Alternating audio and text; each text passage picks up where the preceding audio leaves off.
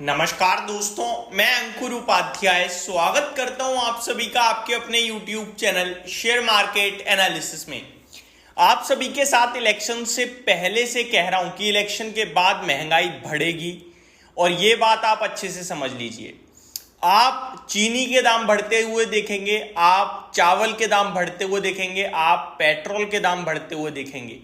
लेकिन इस कड़ी में एक नया नाम जोड़ दीजिए। देखिए, पहले मैं एक एक करके सारी चीजें बता दूं।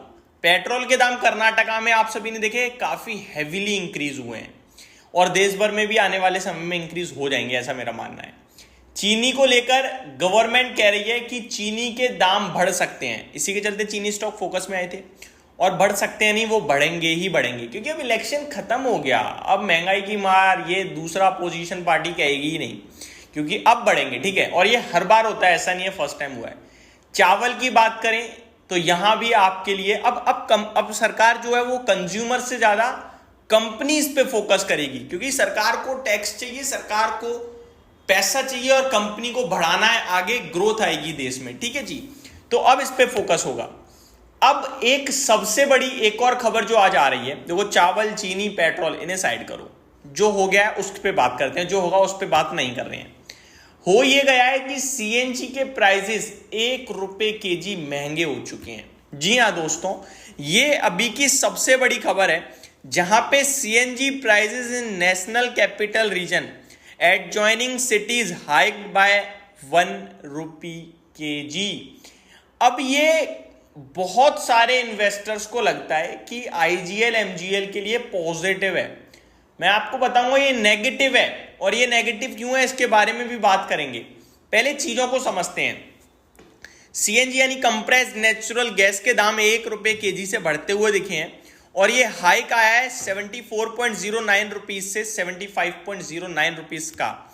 While in Noida, greater Noida and Ghaziabad, in 3 जगह की बात करें तो प्राइसेस 1 रुपए ही बढ़े हैं, लेकिन जो प्राइस हुआ है वो 78.7 से बढ़कर 79.7 का हो गया है, according to the information posted by IGL on its website. तो इंद्रप्रस्थ गैस लिमिटेड की वेबसाइट की तरफ से ऑफिशियल खबर है जो मैं आपके साथ डिस्कस कर रहा हूं। CNG price in the national capital and adjoining cities was on Saturday hiked by 1 rupee kg on the back of reduction in domestic gas supplies. CNG price was hiked from 74.09 to 75.09 per kg, while in Noida, Greater Noida and Ghaziabad, the rate went up from rupees 78.7 to rupees 79.7 per kg, according to the information posted by IGL on its website। ये अभी की सबसे बड़ी खबर है। अब इसको समझिए ध्यान से। मैंने ना एक बार IGL या MGL किसी के मैनेजमेंट का इंटरव्यू देखा था, वो क्लियरली कह रहे थे कि मार्केट ये सोचता है कि आईजीएल और एमजीएल के प्राइसेस बढ़ते हैं, सॉरी सीएनजी के प्राइसेस बढ़ते हैं तो आईजीएल और एमजीएल को फायदा होता है। एक्चुअली में ऐसा नहीं है। क्यों नहीं है, उन्होंने रीजन बताया। जब कंप्रेस नेचुरल गैस यानी सीएनजी के दाम बढ़ते हैं तो उससे होता क्या है वो समझिए। कंपनी कह रही है कि लोग सीएनजी क्यों लगवाते हैं अपनी गाड़ी में, ताकि वो पेट्रोल के खर्चे से बच सके, उन्हें एक बड़ा अमाउंट सेव करने को मिले। अब अगर सीएनजी के दाम बढ़ेंगे तो एक समय ऐसा आएगा कि डीजल और पेट्रोल बराबर हो जाएगा, और फिर ज्यादा दूरी पेट्रोल से भी नहीं रहेगी। डीजल और सीएनजी बराबर हो जाएगा और फिर ज्यादा दूरी पेट्रोल से भी नहीं रहेगी। अभी ऑलमोस्ट 15-20 रुपए का ही तो फर्क है। अब अगर मैं दिल्ली साइड में, ग्रेटर नोएडा साइड में बात करूं तो 79.7 का आपका सीएनजी है और 96 रुपए का आपका पेट्रोल है। तो डीजल आई थिंक 88 के करीब चल रहा होगा, मैं एग्जैक्टली नहीं कह सकता, इसी के आसपास होगा। फर्क कितना रह गया डीजल और सीएनजी में? 9 रुपए का करीब करीब, और पेट्रोल और सीएनजी में 15 रुपए का। अब कोई व्यक्ति गाड़ी ले रहा है पेट्रोल या डीजल ले रहा है मान लो थोड़ा सा, वो सीएनजी की तरफ क्यों फोकस करेगा केवल 8-9 रुपए लीटर के लिए? नहीं करेगा। तो ये कंपनी कह रही थी कि अगर गैप ज्यादा होता है तो हमारे वॉल्यूम्स बढ़ते हैं, यानी कस्टमर ज्यादा अट्रैक्ट होता है सीएनजी की तरफ, और अगर सीएनजी का प्राइस बढ़ जाता है तो फिर कस्टमर कम अट्रैक्ट होता है। ये कंसर्न जताया था कंपनी ने।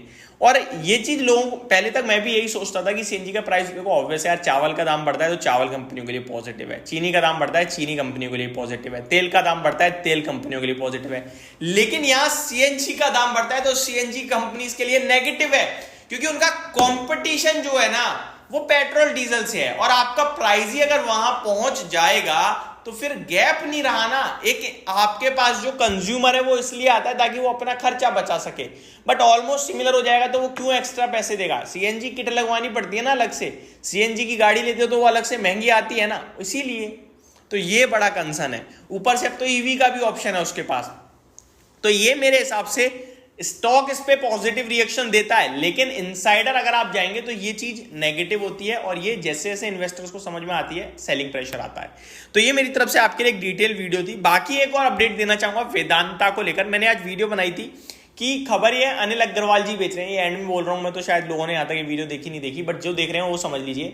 खबर ये है कि वेदांता ने क्लियरली डिनाई कर दिया है स्टेक बेचने से। उन्होंने कहा ऐसी कोई हमारी उम्मीद अभी हम नहीं सोच रहे हैं, वो रूमर है। इसके ऊपर मैं डिटेल में दोबारा एक बार अपडेट दूंगा कल या आज, वो पता नहीं, बट दे दूंगा। Thank you so much for watching this video. Have a great day guys.